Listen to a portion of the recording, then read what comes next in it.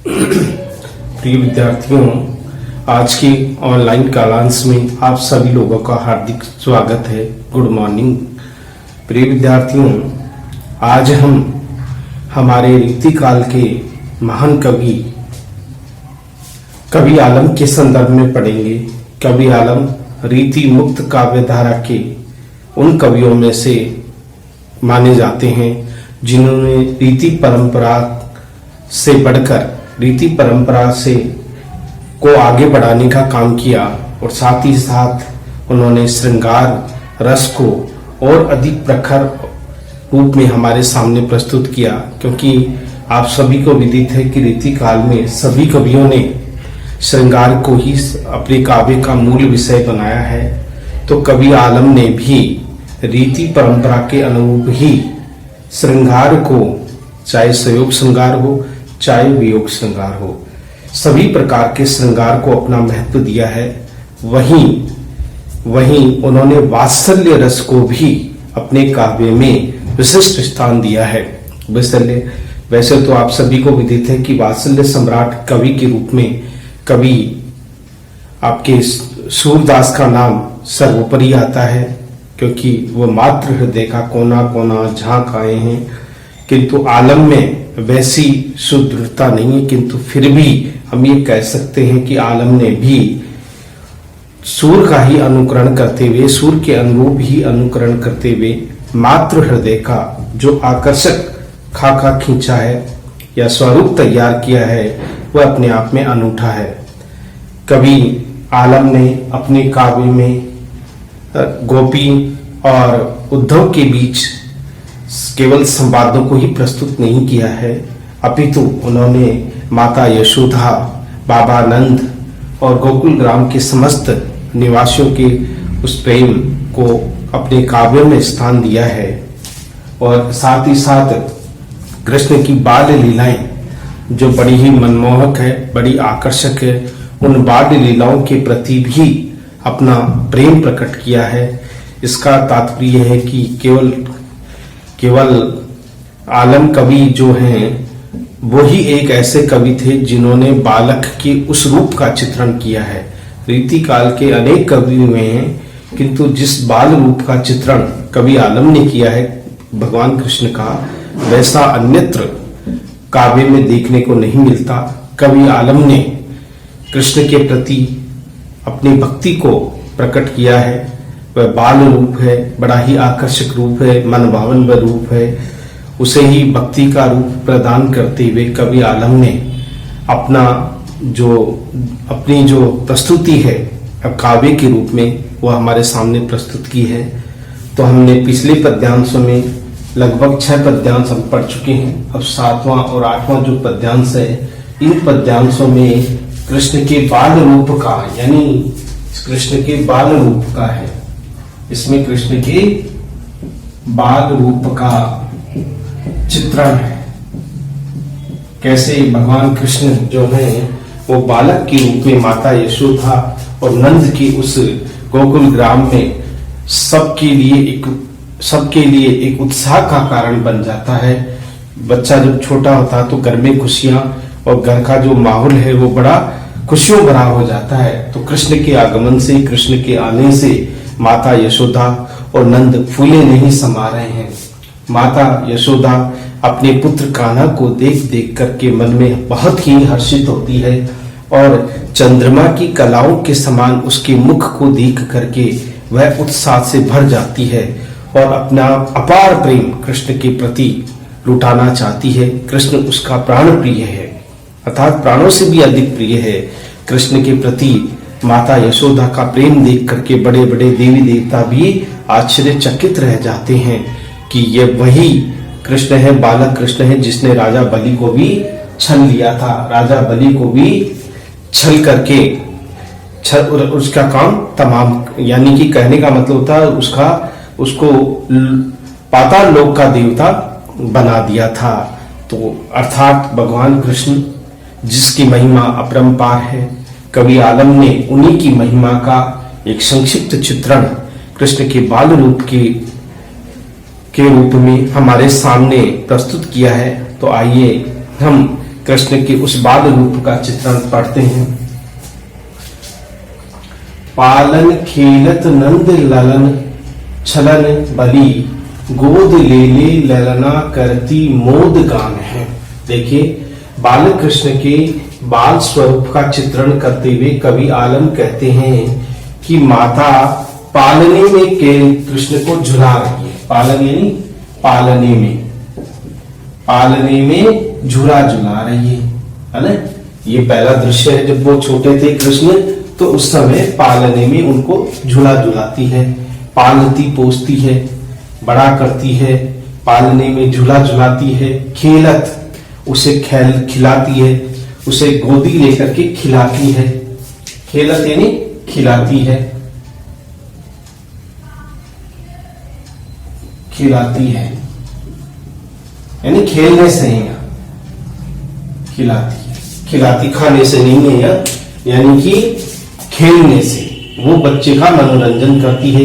कभी पालने में झुलाती है, कभी उसका मन बहलाती है खेल खेल में। नंद ललन छलन बली, नंद का जो पुत्र है ये वही है पुत्र छलन बली, जिसने राजा बलि को छला था। छलन यानी छला था राजा बलि, जो जिससे बहुत प्रसिद्धि मिली थी। सबसे बड़ा जो दानी के रूप में राजा बलि की ख्याति प्रसिद्ध हो रही थी। वहीं भगवान कृष्ण ने ही विष्णु का रूप धारण करके, बलि का रूप धारण करके, वामन का रूप धारण करके और फिर राजा बलि को छल लिया था, उसे पाताल लोक का देवता बनाया था। ये वही कृष्ण है, नंद के पुत्र कृष्ण, जिसने राजा बलि को छला था। देखिए, गोद ले ललना करती मोद गान है।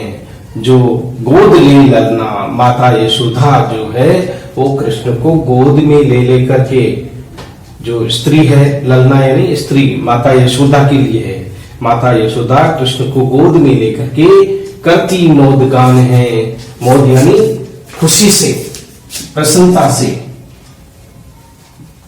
खुशी से मुख से बहलाने के लिए वो गान, यानी कृष्ण को बहलाने के लिए उसे गोद में ले करके माता यशोदा उसका मन बहलाने के लिए कुछ गीत गा करके सुनाती है, गाती रहती है। वो मोद यानी खुशी में भर करके, उत्साह में भर करके वो गान गाती रहती है, गाना गाती रहती है, गुनगुनाती रहती है।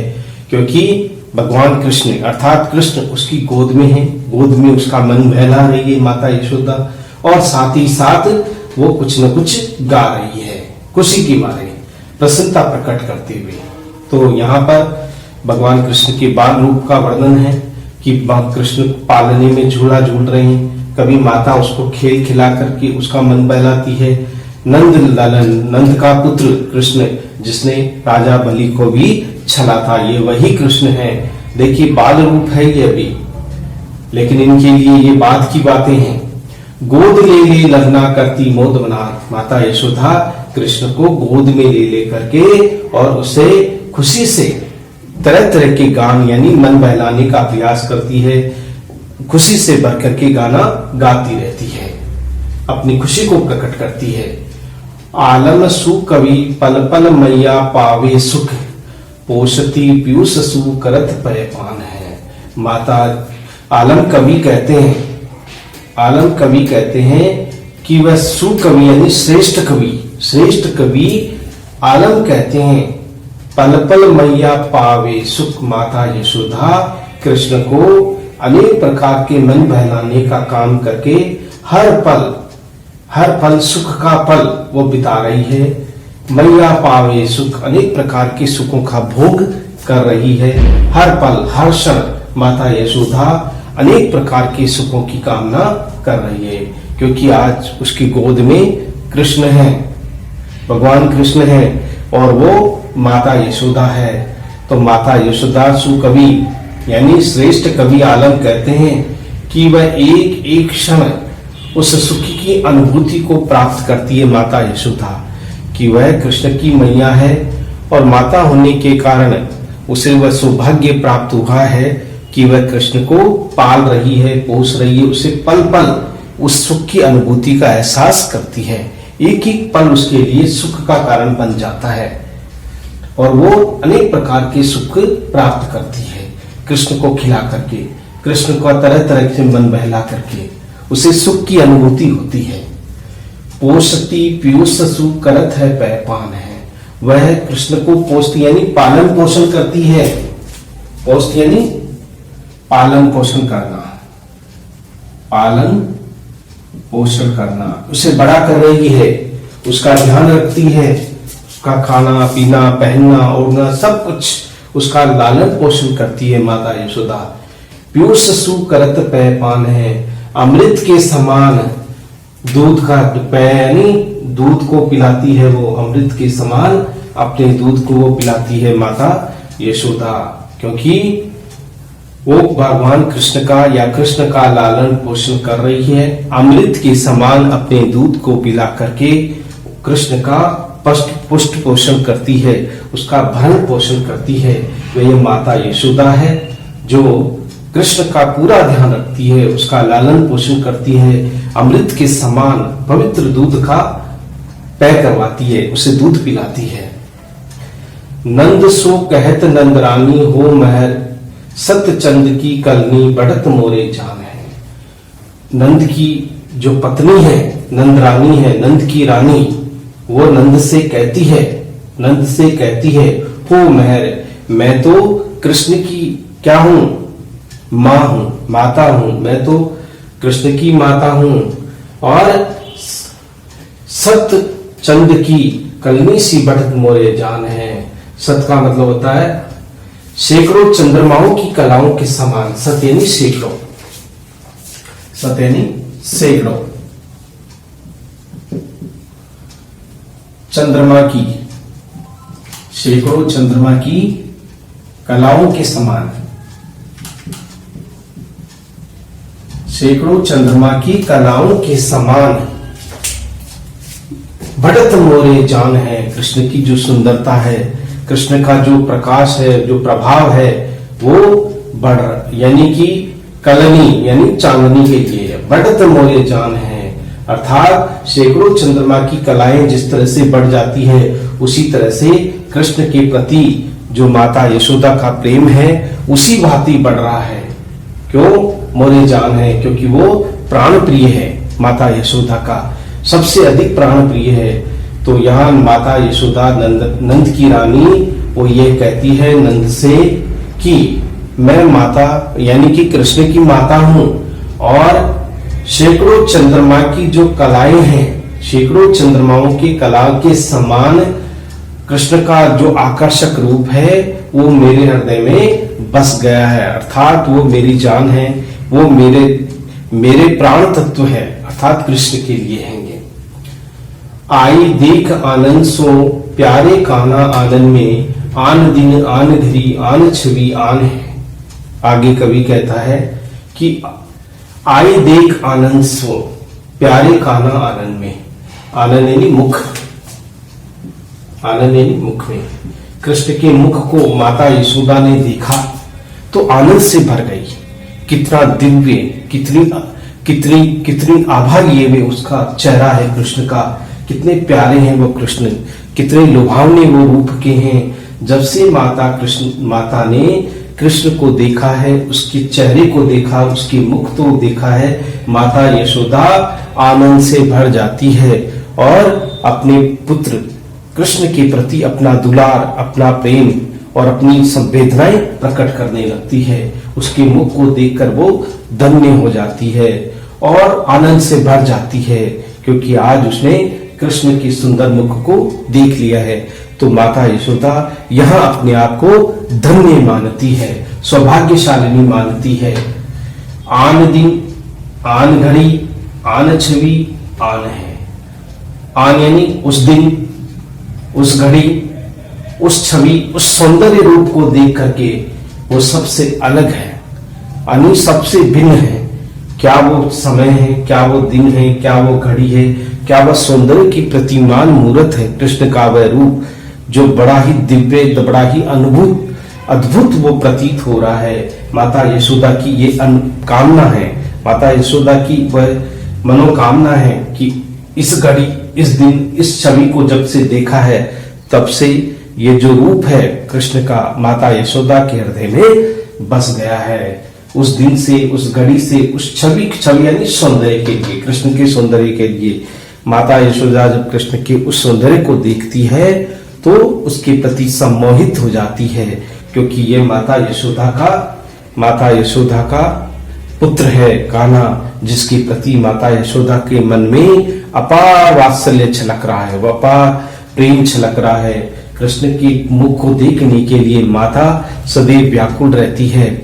उस घड़ी, उस क्षण, उस घड़ी, उस दिन, उस क्षण, उस छवि को जब देखा, उस छवि को देखा, उस सौंदर्य रूप को देखा तो माता यशोदा देखती ही रह गई। उस रूप को देख करके अपने आप को वो रोक नहीं सकी। तो इस प्रकार ये कृष्ण की बाल रूप का चित्रण है जो बड़ा ही आकर्षक और बड़ा ही मनभावन है।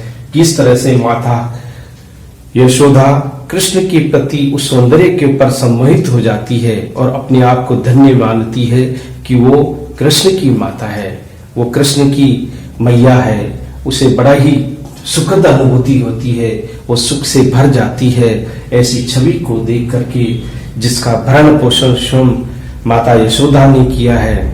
अपना प्रकट जितना भी दुलार है, कृष्ण के प्रति प्रेम है, उस सारे प्रेम को उसने कृष्ण के प्रति पूरी तरह से लुटा दिया है।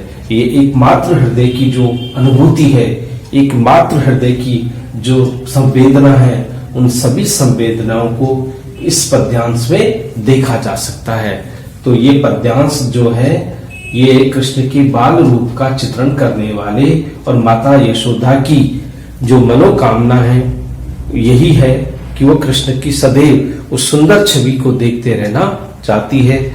और सौभाग्य की बात है कि वह माता कृष्ण की माता है, कृष्ण की उस सुंदर बालक की माता है, जिसे देख देख करके माता यशोदा खुश होती रहती है। उसके चेहरे को देख करके ऐसा लगता है कि मानो चंद्रमा की चांदनी अपनी पूर्ण ओजस्विता के साथ में सब जगह शीतलता बरत रही हो या बरसा रही हो। इसी प्रकार की अनुभूति माता यशोदा को भी होती है। तो माता यशोदा के प्रेम, कृष्ण के प्रति प्रेम, दुलार और वात्सल्य भाव की अनुभूति इस पद्यांश में की गई है। तो ये पद्यांश था वात्सल्य भाव का। देखिए अब आठवां हमारा जो पद्यांश है ये भी कृष्ण के बाल के रूप को ही प्रस्तुत करने वाला है। कृष्ण को दूध, दही और गायों चराना सबसे प्रिय था। ये बालपन का वो बचपन का समय है जब वह बलराम के साथ में, अपने अनेक साथियों के साथ में, छोटे होने पर भी वह जिद करते थे कि आज मैं गाय चराने के लिए जाऊंगा। तो बलराम का हाथ पकड़ के, बाह पकड़ करके और घने जंगल की ओर चले जाते हैं। उस समय उनके साथी भी होते हैं छोटे, और वहां जंगल में अनेक प्रकार की वो क्रीड़ाएं करते हैं, खेल खेलते हैं और दूध दही का आनंद लेते हैं। तो माता यशोदा कृष्ण के उस बाल रूप को देख करके अपने आप को धन्य मानती है और वो सगुन मनाती है। वह कामना करती है कि कब मेरा, ये जब छोटा होता है उस समय की यह है कि कब कृष्ण मुझे मैया कहकर बुलाएगा, कब तुम्हें नंद यानी कि दाऊ भैया कहकर के बुलाएगा, और कब मेरा पुत्र चलना सीखेगा। तो ये अनेक प्रकार की, जब बालक बहुत छोटे होते हैं उसी प्रकार से माता यशोदा उसकी मनोकामना यानी कि उसकी जल्दी से जल्दी वो हर चीज चाहती है कि वो बड़ा हो जाए और माता के प्रति अपना दुलार प्रकट करे। अर्थात माता और पुत्र की उसी प्रेम की अनुभूति इस पद्यांश में प्रकट की गई है।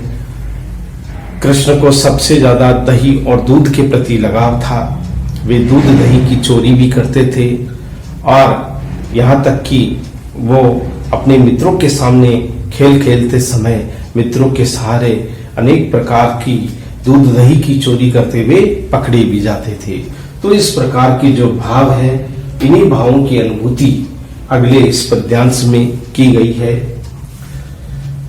दहो ददी मधुर धरनी धर्यो छोरी खेरे धाम ते निकसी धोरी धेनु धाई खेरी है। भगवान कृष्ण की बाल रूप का वर्णन करते हुए कवि आलम कहते हैं कि दूध दही की मधुरता में डूबे रहने वाले कृष्ण धरनी धर्यो, यानी दूध दही में सना हुआ हाथ है, दधी दधी यानी दही, मधुर धरनी धर्यो, अपने पैरों को वो धीरे धीरे कदम कदम के रख करके धीरे धीरे चलने का प्रयास कर रहे हैं। जिनका मुख दही से सना हुआ है वह मधुर छवि है, बड़ा आकर्षक उनका वह रूप है। और कैसे वो बालक, बड़े आकर्षक रूप का वह बालक जो बड़ा ही आकर्षण का केंद्र बना हुआ है, और वो खेलने लगा है, अब चलने लगा है। और देखिए, धाम ते निकसी धोरी धेनु धाई खेली है। धाम यानी घर से, जैसे ही अब कृष्ण है, बाल रूप में है, छोटे रूप में है, अबोध बालक है, नहीं समझते हैं। घर से जैसे ही सफेद रंग की धोरी का मतलब होता है सफेद रंग की, धेनु यानी गाय, धोरी यानी सफेद, सफेद रंग की धेनु यानी गाय, धाई यानी दौड़कर खेलिए, खेलने लगते हैं।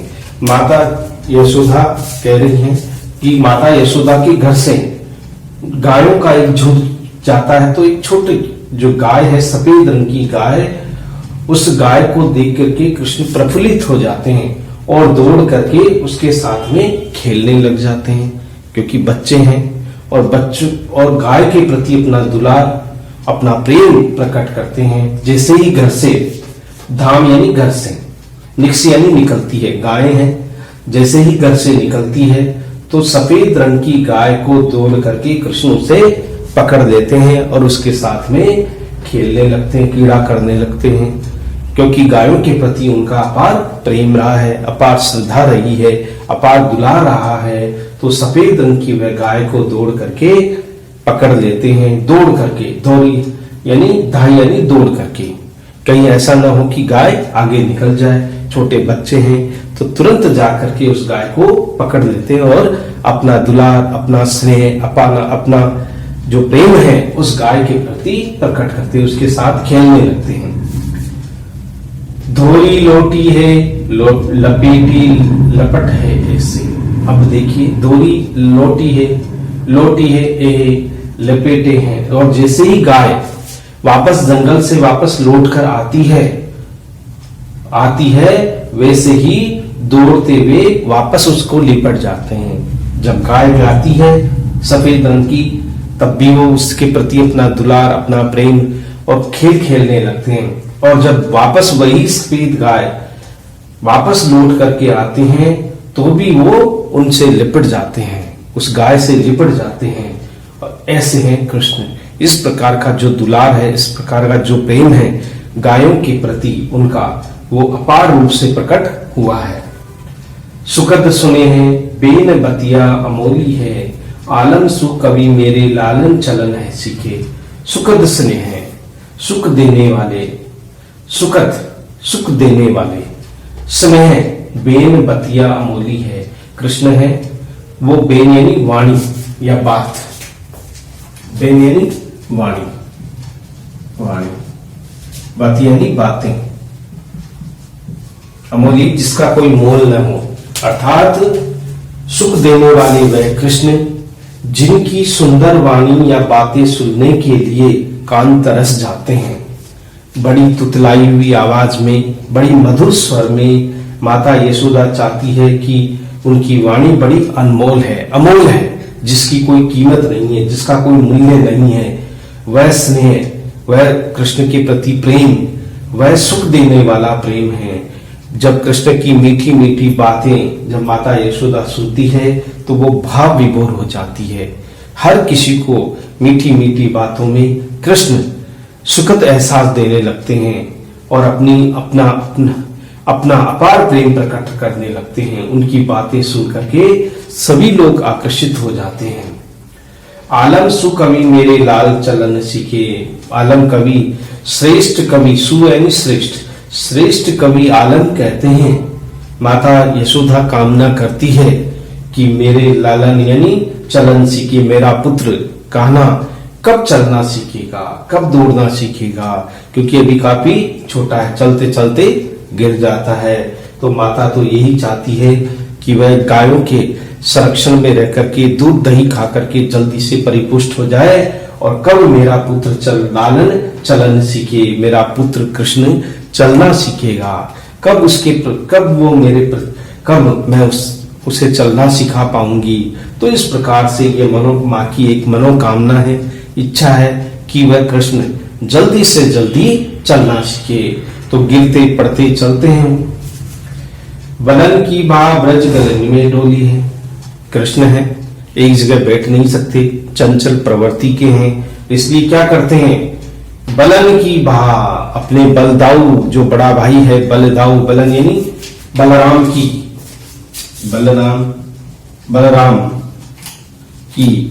बलराम की बाहें पकड़ करके, छोटा बच्चा है इसलिए अकेला नहीं जा सकता, तो वह बलराम की सहायता से उनकी बाह पकड़ करके ब्रज की गलियों में डोलते रहते हैं, घूमते रहते हैं। बलराम भी छोटे ही हैं अभी, और कृष्ण उससे अधिक छोटे हैं, इसलिए बलराम का सहारा लेकर के, बलराम के बहाने से वे ब्रज की गलियों में घूमते रहते हैं, डोलते रहते हैं, इधर से उधर जाते रहते हैं।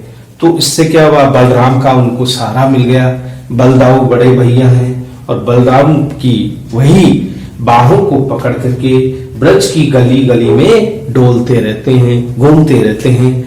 ये बालक कृष्ण का स्वरूप है, बड़ा चंचल है, और इसी चंचल रूप को यहाँ सामने रखा है। सुदिन तादिन गिनेगी माई, माता यशोदा कामना करती है सुदिन यानी वह श्रेष्ठ दिन, वह सबसे अधिक श्रेष्ठ दिन वह रहेगा, उसी दिन से वह दिन गिनना शुरू करेगी कृष्ण के लिए। अभी तो उसका दिन ही शुरू नहीं हुए, आरंभ ही नहीं हुए, वो लंबी आयु की कामना करती है माता, और ये कहती है कि मेरा कान्हा तो अभी छोटा है, अभी उसकी आयु ही क्या है, अभी तो मैंने अब दिन गिनना ही शुरू नहीं किया उसके कि वो कितनी अवस्था का हो गया है। माई तो उस दिन से गिनना शुरू करेगी जिस दिन से उसका कहना चलेगा, फिरेगा, बोलेगा, नहीं तो अभी तक तो वो बालक ही है, इसलिए उसने अभी आयु नहीं शुरू हुई है कृष्ण की, अभी बहुत ही अबोध है वो। सुदिन तादिन, ता यानी उस दिन, गिनेगी माई, उस दिन से दिन गिनना हुआ शुरू कर दे कि आज इतनी अवस्था का हुआ है कान्हा, आज इतनी अवस्था की हुआ है कान्हा। जादिन कन्हैया मुंह से मैया कहेगी बोले, जिस दिन माता यशोदा कहती कि जिस दिन मौसो यानी मुझे कान्हा अपने मुख से मुझे मैया कह करके पुकारेगा, मैया कहेगा, उस दिन से ही मैं एक एक दिन गिनना शुरू कर दूंगी। उसी दिन मेरे लिए तो कृष्ण के प्रति यानी कि अब बड़ा हो गया है, अब समझदार हो गया है, अब मेरा लाडला समझने लगा है, उसी दिन से मैं गिनना शुरू कर दूंगी कि मेरा बेटा इतनी अवस्था का हुआ है, इतनी उम्र का हुआ है, नहीं तो मेरे लिए तो वो अबोधी है। जिस दिन मुझे मैया कह करके पुकारेगा उसी दिन से मैं दिन गिनना शुरू कर दूंगी कि मेरा बेटा इतने दिन का हुआ है, इतने दिन का हुआ है। अर्थात ये प्रेमी ही है जो कृष्ण के प्रति माता यशोदा का अपार दुलार, अपार स्नेह इस पंक्तियों के रूप में प्रकट हुआ है। माता यशोदा सदैव कृष्ण के प्रति समर्पित रहती है, उसका नहलाना, दुलाना, खिलाना सब कुछ उसका उत्तरदायित्व है। उसी उत्तरदायित्व को बड़े ही कर्तव्यपरायण तरीके से उसका निर्वहन करती है। माता यशोदा के मन में कृष्ण के प्रति अपार स्नेह है, अपार वात्सल्य है, जो इन पद्यांशों में झलकता है।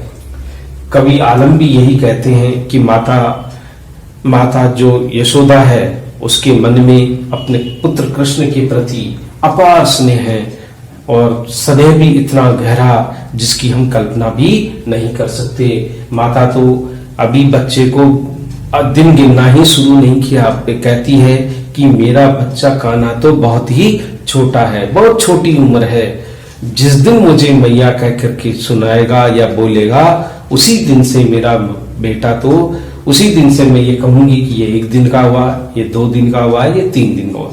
अर्थात मैंने तो अभी तो उससे दिन गिनना ही शुरू नहीं किया कि मेरा बेटा, क्योंकि अभी अबोध है, ना समझ है, मेरे लिए उस दिन में दिन गिनना शुरू करूंगी।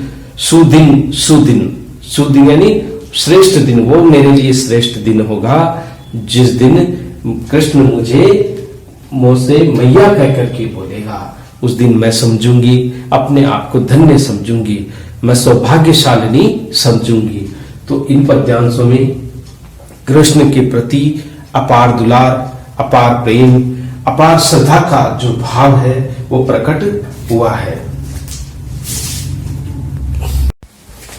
तो इस प्रकार माता यशोदा के मन में कृष्ण के प्रति अपार स्नेह, अपार श्रद्धा, अपार वात्सल्य छलकता है। जिस तरह से कवि सूरदास ने अपने काव्य में बालक के जिस प्रेम को या बालक के जिस वात्सल्य रूप का चित्रण किया है, उसी तरह से कवि आलम ने भी कृष्ण के उस बाल रूप का बड़ा आकर्षक और मनो आकर्षक चित्रण किया है। तो इस प्रकार ये दोनों पद्यांश ही अपने आप में महत्वपूर्ण पद्यांश है। परीक्षाओं में इस तरह के पद्यांशों के बारे में पूछा जाता है, भावार्थ।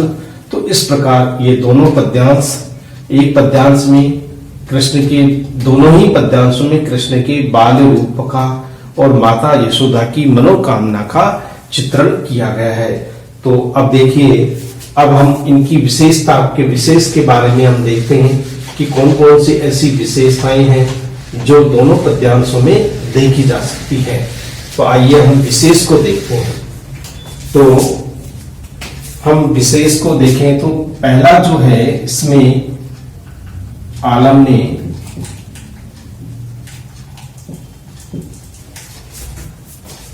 ब्रज भाषा के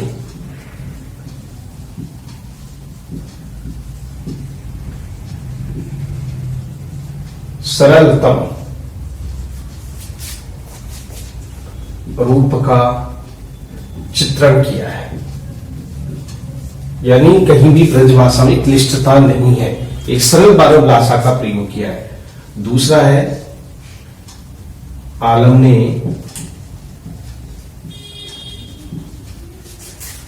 ने बालक कृष्ण के प्रति माता यशोदा के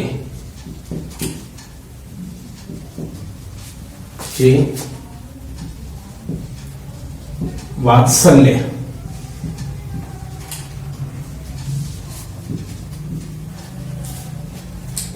रूप का चित्रण किया है। वात्सल्य है रस, इसमें ये है वात्सल्य का वर्णन, इसमें भी वात्सल्य है, दोनों पद्यांशों में उपयुक्त हो सकता है ये। तीसरी जो विशेषता है, आलम के काव्य में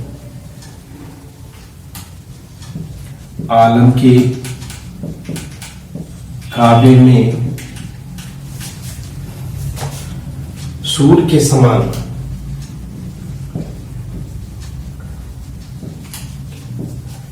समान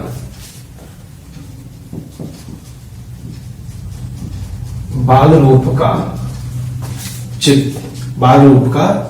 चित्रण हुआ है,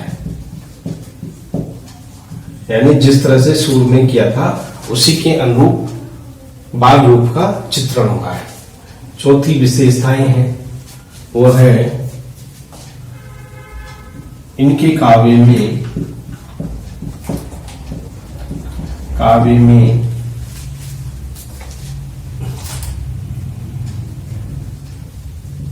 उपमा,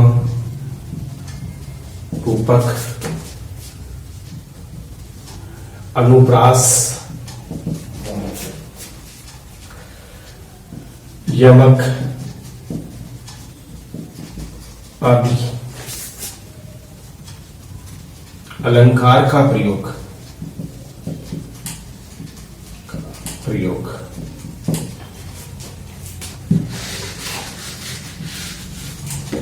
पांचवी विशेषता हम देख सकते हैं, इसमें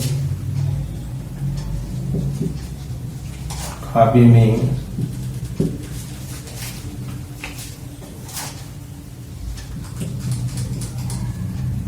भक्ति रस के अतिरिक्त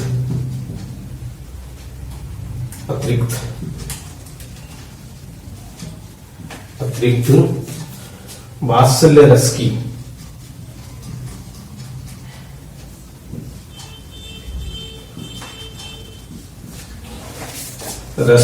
अनुभूति हुई है।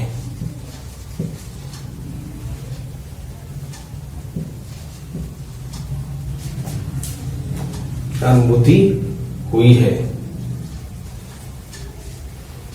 जो रीति काव्य में देखने को नहीं मिलती।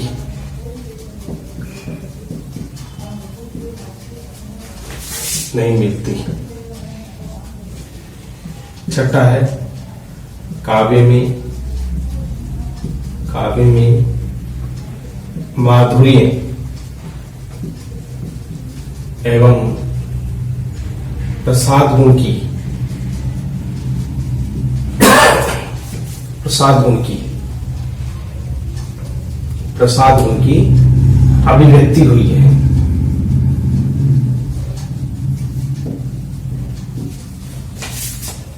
सातवां है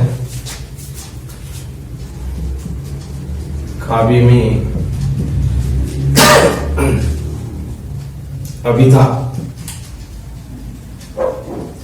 की साथ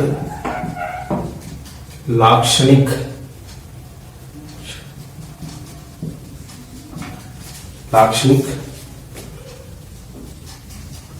शब्द शक्ति का प्रयोग भी हुआ है। ठीक है, उसके बाद में आठवें में देखो वह है आठवें में श्रृंगार रस की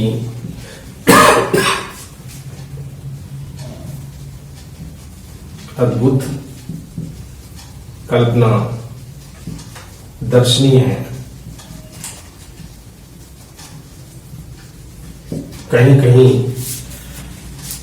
श्रृंगार रस में संयोग श्रृंगार और वियोग श्रृंगार का ही एक रूप है।